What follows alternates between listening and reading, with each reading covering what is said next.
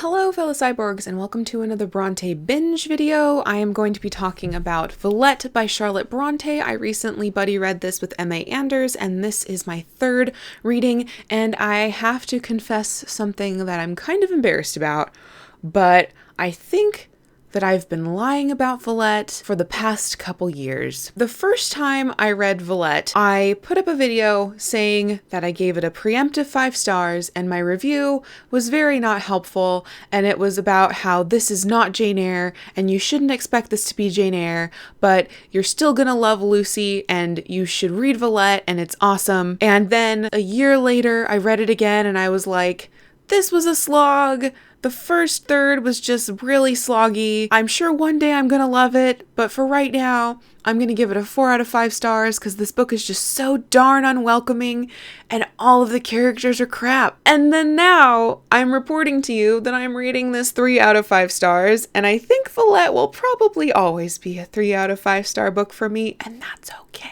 So, Villette. I heard Katie from Books and Things talk about Villette on her channel, and I absolutely adore Katie's classic recommendations, and I respect her so much as a YouTuber, and you probably have heard of her if you're here on my channel. She said that Villette is like more feminist than Jane Eyre, and it talks openly about depression and mental health and loneliness, and she thinks that it's a better book than Jane Eyre, and it's better written, and so I was just going into Villette determined that this was going to be my favorite classic because Jane Eyre was previously my favorite classic, and Charlotte Brontë just somehow resonates with me, and I was going to like the unpopular Charlotte Brontë and be hip and not love Jane Eyre like everybody else and their mom, and I was going to love Villette, and I was determined. And then I started reading Villette, and it was such a slog that I forced all of the people in my book club to read it with me so that they would keep me accountable, and they had to suffer through it. And the only way that I got through Villette, the first reading experience, was listening to the audiobook on 3 times speed and following along in a book, which I never do because my mind would wander so far otherwise, and I was having such a hard time with it.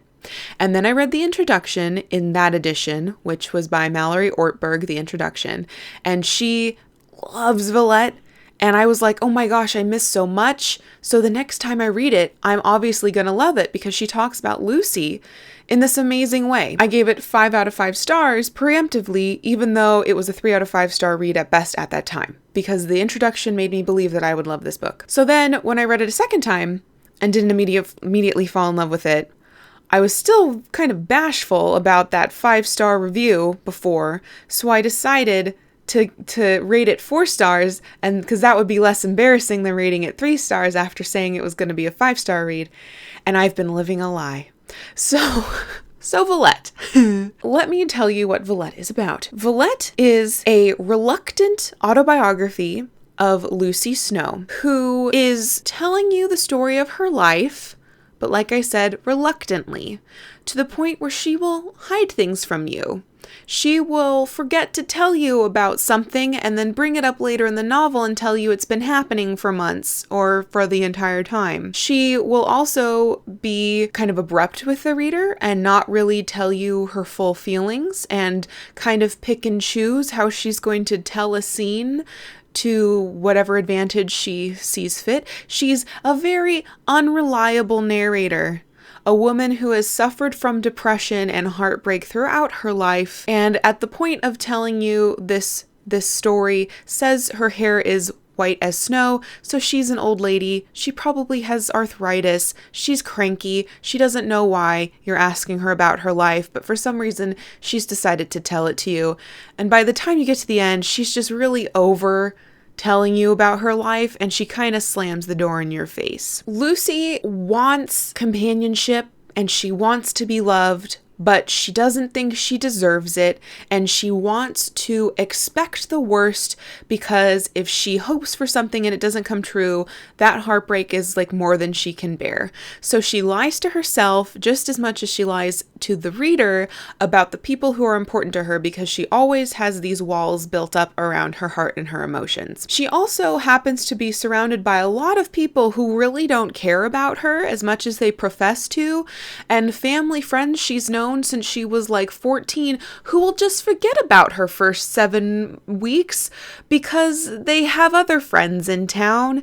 And, Lucy's fine, really. I'm sure she's fine. It would, we should have brought her along to this fun thing, but, I'm sure she's fine. Lucy ends up having 2 love interests in this book. I'm not going to spoil very much, but both of which kind of play with her emotions, not intentionally, but one of them is like completely oblivious to how she feels about him in a way that you're like, how can you not understand?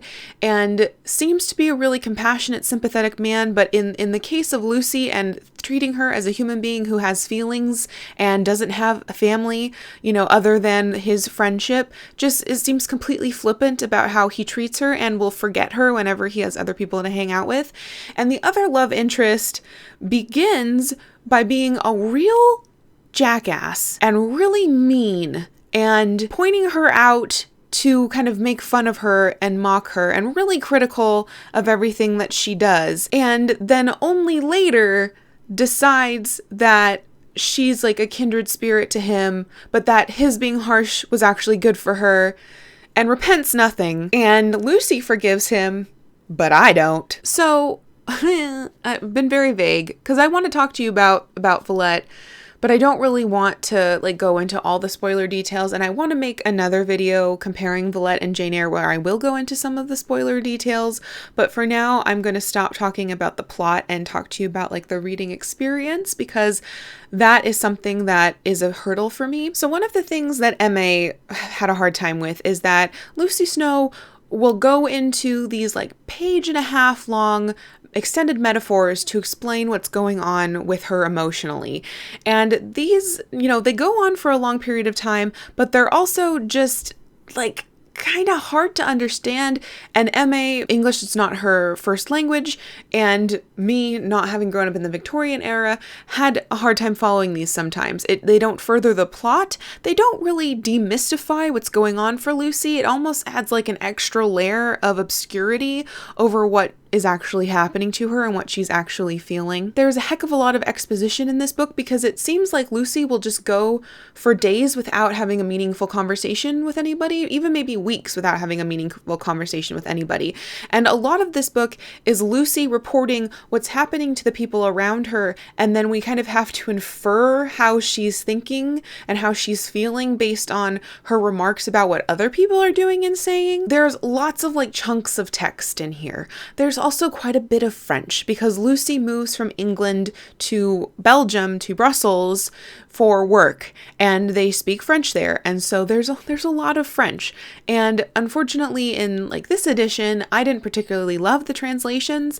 They picked and chose when they would translate French words or French passages, and you'd have to flick through to the back to get to the passages, and sometimes they wouldn't translate words, and it was really confusing. The other thing about this is that the plot is not nearly so tight and full circle as Jane Eyre's plot. It seems almost like Charlotte Brontë pantsed this plot, that she didn't really know where it was going to go, and it feels kind of episodic because of that. And also because of that, we don't get foreshadowing for some things, and we'll get these weird details there was a dog at the boarding school she worked at this whole time, but we only hear about it at page 300 because now suddenly it's important, we know. As much as that potentially can mesh with the reluctant autobiographical nature of this text, that if I'm telling you a story, I might forget to tell you there was a dog until it becomes pertinent in my story, it's unsatisfying feeling as a novel to me. And Lucy's relationships with characters ebb and flow like they do in real life, but again, in an